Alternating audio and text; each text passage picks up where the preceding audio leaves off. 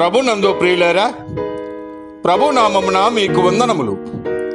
ఈరోజు దేవుని యొక్క వాక్య ధ్యానము యాకోబు పత్రిక 1వ అధ్యాయం 2-3 వచనాలు.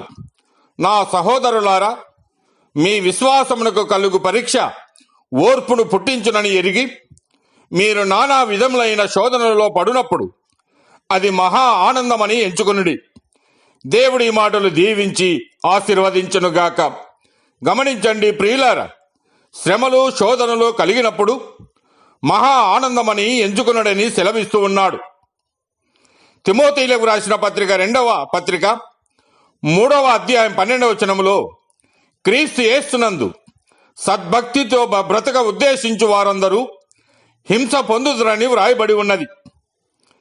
ఉదాహరణకు హెబ్రీలకు రాసిన పత్రిక 11వ అధ్యాయము 26వ వచనములో మోషే పెద్దవాడైనప్పుడు విశ్వాసమును బట్టి ఐగుప్తు ధనము కంటే క్రీస్తు విషయమైన నింద గొప్ప భాగ్యమని ఎంచుకొని అల్పకాలము పాపభోగము అనుభవించుట కంటే దేవుని ప్రజలతో శ్రమ అనుభవించుట మేలని యోచించాడు.